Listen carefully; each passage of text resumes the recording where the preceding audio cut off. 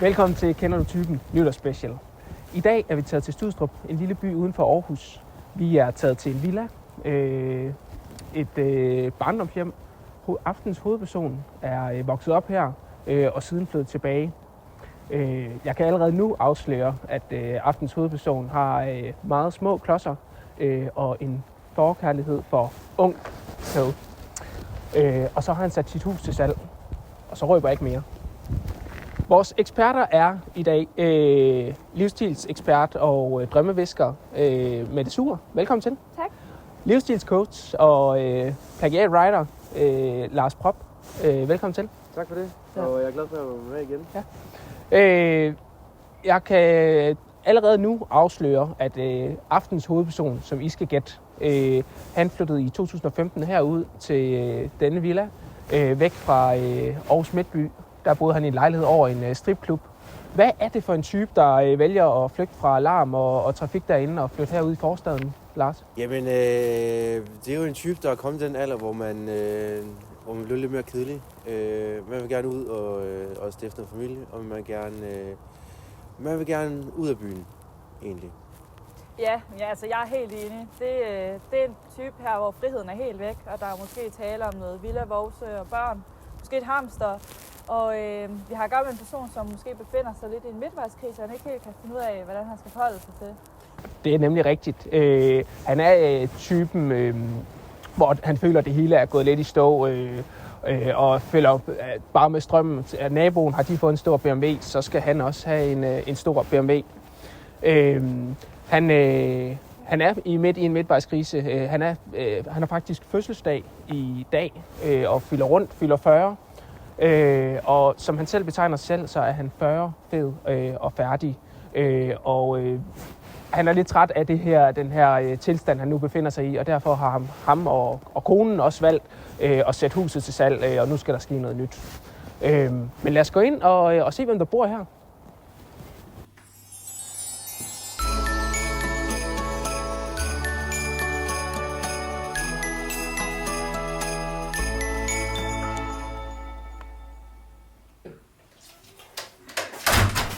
Velkommen ind i varmen og i entréen, Lars. Vi starter jo med dig i dag. Hvad er det første, du lægger mærke til, når du kommer herind? Jamen det første, jeg lægger mærke til i entréen her, det er jo, at vi blandt andet har nogle planter her, som ser meget visne ud. Okay. Og det er jo egentlig sådan et godt symbol på vores hovedperson, tænker jeg, som jo egentlig er 40, fed og færdig. Ja. Og det er blomsterne i så sandhed også. Derudover så ser jeg også, at der hænger nogle billeder, som egentlig ikke er inde i den her tidslomme, som vi lever i nu, men måske mere ligger fortiden til. Ja. Og det synes jeg også giver et billede af vores hovedperson, som er i en midtvejskrise, og som måske har lidt svært ved at finde ud af, hvad man egentlig er lige nu. Ja. Men så lad os bevæge os længere ind og se, hvad der gemmer sig i og det er den her vej her. Ja. Yes. Så kom ind i varmen med det. Ja, velkommen til entréen. Ja, tak. Hvad tænker du, når du ser entréen her? Ja, altså det første, der falder mig ind, det er noget rod. Altså, vi har... Ja, altså der skal jo ikke mange sekunders blik til at se, at her er ret rodet, altså allerede her i entréen. Altså, der er jo en forvirring i kunsten, altså der er jo både juletema og sommertema og trist-tema og glade, altså det siger mig, at det er en person, der ikke rigtig ved, hvilken retning han skal gå. Det er et forvirret type måske. Ja. Men så lad os bevæge os længere ind i huset, hvis du følger med mig. Velkommen ind, Lars her. Hold da op. Ja. Hvem er det her værelse? Jamen, det er jo et børneværelse, det her. Det er et værelse til børnene. Det kunne man godt tro, men det er det faktisk ikke. Det her, det er faktisk det værelse, vores aftens hovedperson tilbringer allerflest timer i dag på. Ja. Og det er ham, der har bygget alt det her. Børnene får ikke lov at komme herind. Nej, okay. Men prøv at se, jeg lægger mærke til den her blandt andet, som jo... Ej, okay. det er der ikke Det håber jeg ikke. Lad os trænge herover, fordi han har nemlig arrangeret det sådan med hans arbejde, at han kan arbejde hjemmefra. Og lad os være ærlige, det er begrænset, hvor meget der bliver arbejdet hjemmefra. Hvad er det for en type?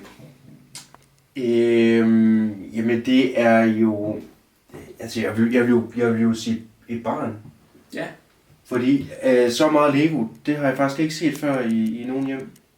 Og en, der måske er svært ved at være disciplineret og koncentrere sig om egentlig det, han skal lave.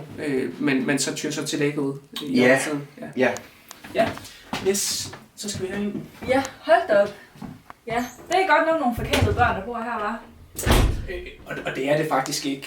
Det er nemlig aftens hovedpersons hobbyrum. Okay. Det er det her rum, han bruger allerflest timer. Han elsker at sidde hernede og nørde og lege med Lego. Hvad siger det om vores hovedperson? Ja, altså det siger jo noget om en person, som egentlig ikke rigtig er trådt ind i voksenlivet, selvom han jo egentlig er 40. En, der er gået i stå i barndommen og ikke kan komme videre. Det synes jeg. Ja. Man kan sige, at der er en verden derude, der kalder på ham, men han hører den ikke rigtigt.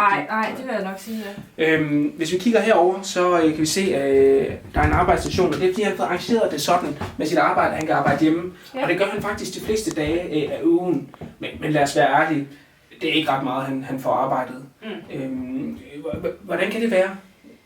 Ja, hovedpersonen er jo en type, som ikke kan holde fokus på de pligter, han egentlig skal gøre, og det arbejde, han er sat til for at udføre. Han vil bruge al sin tid på at bygge Lego, og det er jo tydeligt. Og det er også det, han selv siger. Han kan simpelthen ikke lade være, når han sidder og arbejder, og begynde at sidde og lege med Legoet her. Ja. Det er simpelthen for svært for ham. Og så går tiden med det. Ja. Jo. Vi skal videre. Ja, Mette, vi befinder os nu i husets køkken, og det er jo et gammelt køkken. Og som jeg sagde tidligere, så vil husets hovedperson og hustru gerne flytte. Og hovedpersonen han drømmer faktisk om at bygge et nyt hus. Ja. Altså et helt nyt hus i Lego-klodser. Kun Lego-klodser, både stue, køkken, badeværelse, det hele. Hvad siger det om vores hovedperson, at han vil bygge et helt hus i Lego? Ja, altså på papiret, der er det jo rigtig fint. Men i virkeligheden, der synes jeg, at det er noget af et projekt. Det er lidt ud over mit fatteevne, at man kan det. Hvis det havde været et dukkehus, så havde det været fint, men et helt hus, det hovedpersonen her. Det er nu kender jeg jo selv fra bitter erfaring, at når man træder på sådan en Lego-klods der, så gør det går næs. Ja. Men jeg synes jo også, at det giver et billede af en hovedperson, som måske er lidt ude af takt med realiteten.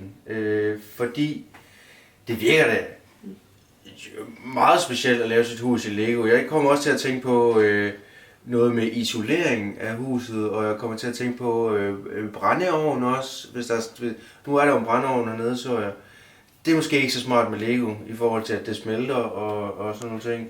Og der er det hele, der skal laves i Lego, også køleskab og ovn. Ja. Det er det hele simpelthen? Det er det hele, ja. Okay. Ja, det er nyt, det har jeg ikke hørt før. Nej. Det er også det, hustruen hun siger, at det er urealistisk og uholdbart, så det får han ikke lov til. Han har tænkekort. Hvad siger det om hovedpersonen? Altså, nu ved jeg jo, at et tænkerkort, det svarer til 50 kroner i et supermarked, og der er jo en hel bunke her. Altså, der er flere hundrede. Der er flere hundrede og flere tusind kroner, så det er et familie med stort forbrug. Og det er det. Og de er også typerne, der gemmer regninger i køkkenskuffer. De har et stort forbrug, men som man siger, regningerne forsvinder ved, at han lægger dem ned i køkkenskuffen og lukker. Ja. Så vi skal videre til pointquiz. Ja. Vi er nu nået til aftens første pointquiz. Og Lars, det du nu skal til at gætte, det er aftens hovedperson, hvad han bruger af shampoo. Bruger han den økologiske, helt dyre shampoo her, hvor man skal smide lidt penge for den, eller er det den billige 3 for 2, eller bruger aftens hovedperson slet ikke shampoo? Altså jeg vil jo, den dyre her, det er jo typisk sådan en shampoo, som dem, der bor nede i Strandvejen i Rigskov. De vil jo købe den her, fordi den er lidt dyrere, men den er også lidt bedre for håret. Den billige her, det er nok mere havnearbejderen, vi har, som egentlig bare skal vaske sit hår ret hurtigt. Og ingen shampoo, det er nok mere nomadepersonen, der gerne vil have et sundt hår, og det er faktisk også en trend, der er begyndt at komme mere og mere ind. Men det vidner også om en person, der ikke går op i sit hår, simpelthen. Umiddelbart vil jeg jo gå efter den her, men jeg tror simpelthen, vores person har for travlt, og de gider måske ikke at købe shampoo helt generelt. Så jeg tror faktisk, at sidste ende jeg vil gå med, at han slet ikke bruger shampoo. Ja, altså jeg kan i hvert fald sige, at det i hvert fald ikke er den første her, den dyre. Det er i hvert fald ikke typen, der bor her. Jeg vil faktisk sige, at jeg tror, at han bruger slet ikke shampoo. Ja. Jeg vil gå så langt til at sige, at jeg tror faktisk nærmest ikke engang, han går i bad, hvis jeg må være så fræk. Det her, det er en type, der skal bruge så meget tid som muligt i sit legorum. Det er helt tydeligt. Du har faktisk helt ret med det. Det er nemlig svar C. Han vasker ikke hår, for han går faktisk slet ikke i bad. En gang om ugen, der vasker han sig med sådan en pakke baby wipes. Så bruger han også hele pakken, og så er han ren, siger han. Ja, det er jo specielt, ja. Ja, hvad siger det om ham? Det er en klam type. Ja. Ja, altså det er jo en foruroligende type, så ja. Ja, og lidt doven også. Det må man sige, ja. Der er point. Ja, tak. Yes. Ja.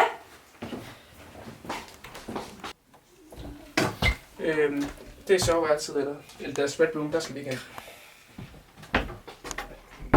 Så er vi kommet til roderummet. Det kan man jo ikke engang sige, det er, fordi at sådan her ser ud i alle rummene i huset. Hvad siger du, Lars, herinde? Jamen, jeg ser jo blandt andet de her loppefund, vil jeg næsten kalde det. Og lige der kom ind i rummet, der lå jeg faktisk meget mærke til den her lampe herovre. Ja. Altså, vi har nogle farver, som var inde i 2002. Men det er de jo ikke mere i 2024. Ja, altså igen peger det i alle retninger, men jeg lægger jo særligt mærke til et lidt sjovt sæt, der er herovre. Det kunne vel ikke sagtens være nytårssættet måske? Du ser det sæt her, nytårssættet, ja. Det kan jeg sige, det er det faktisk ikke. Det er faktisk noget, han går i til dagligt, når han skal op og handle eller aflevere børnene i børnehave og vuggestue. Okay, specielt, ja. Men der bliver også sendt nogle blikke. Yes. Vi skal videre. Ja, tak. Det her, det er husets værksted. Der er en lille quiz her. Aftens hovedperson en gør-det-selv-mand, der bruger værktøj, eller betaler han sig fra gør-det-selv-ting? Nu ser jeg jo en masse værktøj herinde. Jeg ser en masse gør-det-selv-redskaber. Og jeg tror simpelthen ikke på, at man som menneske har et rum til så mange ting, uden selv at bruge dem. Så jeg vil faktisk gå med, at han, han gør det selv. Altså, jeg tror i hvert fald ikke, han er handyman. Nej. Og jeg tror faktisk heller ikke, han betaler sig fra det. Nå. Jeg tror, der er en anden person i spillet. Jeg tror, det er hans kone. Jeg tror faktisk, det er hende, der styrer det hele, står for det hele, tjener det hele. Så det er hende, der klarer handyopgaven herhjemme, men det er simpelthen hende, der betaler gildet, ja. Det var mit bedste bud, ja. Og det er faktisk rigtigt. Han kan ikke lide at røre ved værktøj. Han har heller ikke ret mange penge, fordi de er brugt på Lego. Ja, yes. Det tænkte jeg nok, ja. Så det var desværre en pointquiz, men du fik rigtigt. Så vi skal videre. Ja. Yes, Mette, velkommen til aftens anden og sidste pointquiz. Ja. Du skal nu gætte på, hvordan aftens hovedperson motionerer. Er han typen, der har købt sådan et fitnessabonnement og bruger det hver måned? Eller er han typen, der hjemmetræner? Det kræver lidt mere selvdisciplin. Eller ser han motion som det at gå ud med skraldet? Ja, altså nu har vi jo set nogle rum i det her hus, og jeg synes jo, der er et tema, der går lidt igen. Og det er jo, at vores hovedperson, han er nudoven. Så jeg er slet ikke i tvivl om, at det må være at se, at skraldet er hans motion. Det er jo alle tre en eller anden form for motion. Og jeg vil sige, dem der vælger det her, det er jo folk, der rigtig gerne vil i form, og rigtig gerne vil yde noget ekstra, og muligvis gerne vil tabe sig. Nu ved jeg jo ikke, hvordan personen ser ud, eller hvordan personens vægt er. Og hjemmetræning, det er jo for de praktiske, dem der gerne vil, du ved, på en eller anden måde få træning ind i deres hverdag, og få sørge for, at den er let tilgængelig hele tiden. Og skraldeposen, den skal jo ud, så det er jo en god form for motion, som man skal gøre. Jeg vil nok sætte mine penge på hjemmetræningen, da jeg tror, vores hovedperson allerede i forvejen har travlt med at samle Lego,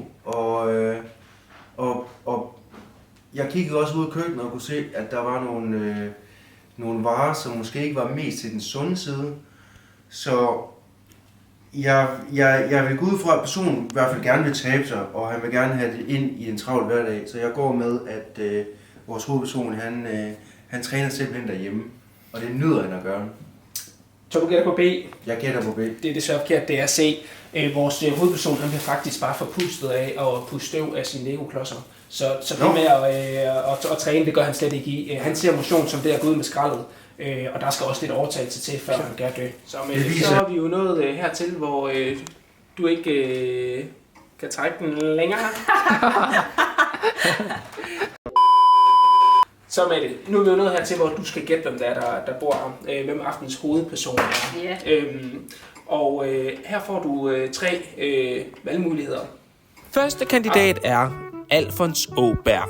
Alfons Åberg er en klassisk dagdrømmer og verdensmester i overspringshandlinger. Alfons Åberg bruger det meste af sin tid på at undgå at gøre, hvad han burde, og finder kreative måder at holde sig beskæftiget på.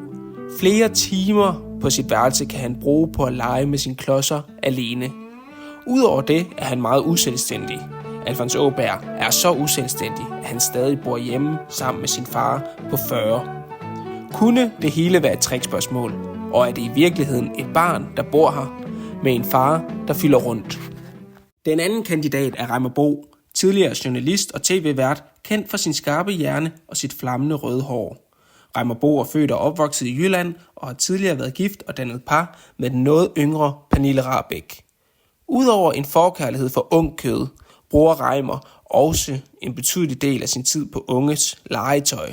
Han bruger nemlig sine aftener på at samle og lege med Lego, som var han et barn, og i weekenderne padler han Danmark rundt på sin røde motorcykel. Rygterne siger, at han har en hel del ukendte børn spredt ud over Kalevig-bugten. En slags omrejsende faderfigur i mere end en forstand. Sidste kandidat er den noget mindre kendte Jesper Christian Lau Borgen, eller som han også kaldes, Jesper den Røde. Med jord under neglene begyndte Jesper i 1999 hos det gamle og velrenommerede botanikfirma Tropica, hvor han specialiserede sig i at snakke og opmuntre planter til at blomstre. Senere skiftede han jord ud med mursten og blev murer hos Magnus Holms Fiberbeton i Østeralling. Men under en frokostpause på en tankstation blev Jesper headhunted til at arbejde for et mindre kurdisk familiefirma. Jesper fik ansvar for at sælge skrabelodder og hotdogs, og efter kort tid kunne han tænke med omtanke. Det var i disse år, Jesper lærte værdien af hårdt arbejde på gulvet, og her voksede han som menneske. Hans mave blev i hvert fald større. I dag sidder Jesper på toppen af hans karriere som succesfuld service delivery manager hos IT Mate. Privat er han sugar daddy for sin noget yngre kone, Beep, og far til 2 skønne prinsesser.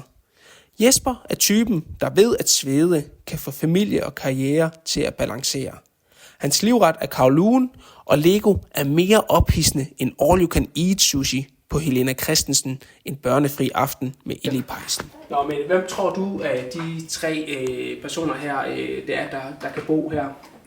Jamen, jeg synes jo egentlig ikke, at det er et særligt svært valg. Altså, der er jo 2 voksne og et barn, og det kan simpelthen ikke være et voksen menneske, der bor i det her hus. Det tror jeg simpelthen ikke på. Så jeg går simpelthen med Alfons. Du tror simpelthen, det er et trickspørgsmål, at vi har sagt, at han er 40? Det tror jeg. Ja. Det bliver nødt til at være, ja. Det bliver på 2 gange. Yes. Ja. Jamen, jeg synes jo, det er 3 gode kandidater, men ham her kender jeg i hvert fald overhovedet ikke. Nej, ham Jesper der. Så er der 2 tilbage. I starten, da vi kom ind, der troede jeg, at det var et barn, der boede her. Men igen, så giver hjemmet her mig et indtryk af, at det er en rødhåret, der bor her. Og gerne en med briller. Og jeg ved jo, at Reimer Bo, han er barn i sjæl, der er lidt ude af trit med virkeligheden. Så mit bud, det bliver altså Reimer Bo. Ja. Ja.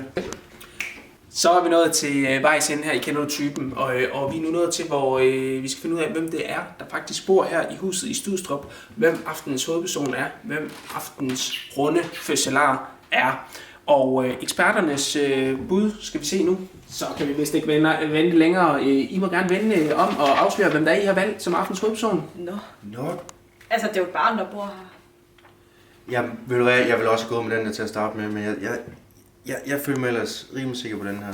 Jeg kan fortælle jer begge to, der er ingen af jer, der får point her, fordi at aftens hovedperson, det er Jesper, og han kommer her. Hej Jesper! Jesper, jeg skal op og købe sovs lidt. Nej, men det sagde jo mig. Det sagde godt det, jeg sagde både det.